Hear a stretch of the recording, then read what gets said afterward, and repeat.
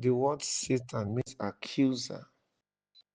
So when he said, hand this man over to Satan for the destruction of the flesh, so that his spirit may be saved on the day of the Lord, what he's saying is not the Satan as a spirit,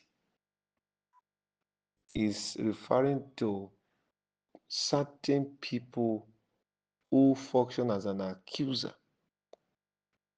Are you there? Aha. I'll give you an example. If somebody does something, and this is not first step, this verse now is not first step. This verse is actually the last step. Because the first step is call the person that is wrong and speak to the person personally. This thing you are doing is wrong. Please stop. A child of God should not be doing this. But if the person repeats it again, you call the person personally again and say, this thing, you have to stop it. If the person repeats it again, then you can tell the pastor. Then the pastor will call the person, brother, this is the third time you are doing this. Please, you have to stop. A child of God should not do this. If the person repeats it again, then the pastor can call the elders of the church and bring the brother to their midst and they discuss it. Don't do this again. This is destroying the image of what we are, uh, it's not it's not a good thing to be heard among believers. Are we together?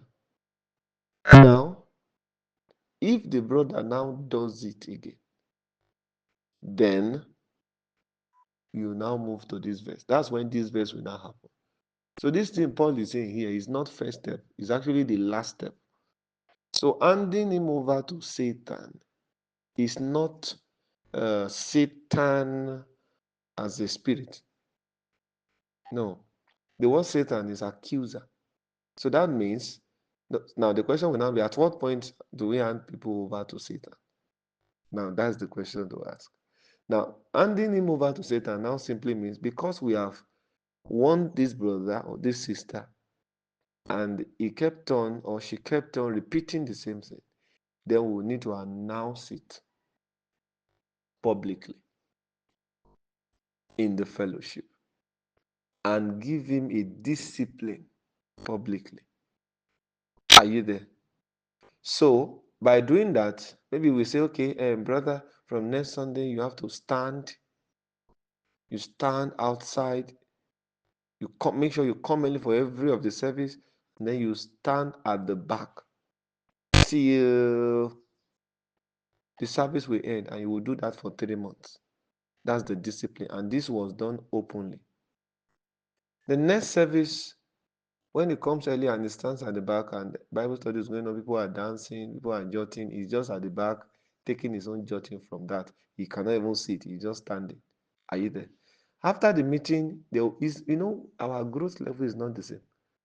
There'll be some people going home and then maybe a newcomer and say, who is that brother that is standing? Everybody is sitting, he's just standing. He committed the crime, he committed an offense. So that's his discipline. That's good for him there.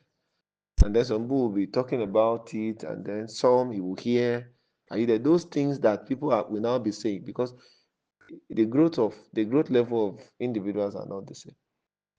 Are you there? So those things it will now be hearing. The way some people will handle it, those that will talk about him just to mock him while he's standing there. Are you there? So those things are for the destruction of his flesh. There can even be some immature people in the fellowship who will come and say, well done, no. Some of them will even look at him there and just look at him and smile. All those things has a way of affecting him. So that those reactions, especially from the immature ones, will destroy his flesh. It's for the destruction of his flesh. Are you there? And that is for the one that agrees to take the discipline. Because if he doesn't agree to take the discipline, even his spirit will be lost. Because the aim is if this brother or this sister takes the discipline, then his flesh will be that thing. Are you there? That flesh will be destroyed, but the spirit will be saved. But the one that now says no to discipline, both the everything, both the spirit and the flesh, everything will just go like that. Do you understand? So the the reaction of some of the immature people to him, those that will mock him, those that will talk about him, are you there? Those that will even misunderstand what is happening, are you there? The pain is going to experience in the process, the discomfort, are you there? Is going to experience in the process. How that a lot of people will question, yeah, why have you been standing? Those things are all together is for the destruction of his flesh. So that by the time he is now restored, he will not do that thing again because he knows what he has passed through. Why? That flesh that is responsible for that act has been destroyed. So now he's back to fellowship, his spirit has been saved. Do you understand? So Satan there is not that, it's not Lucifer, it's not the spirit, it's just this process that I've explained to you. I hope you understand. God bless you.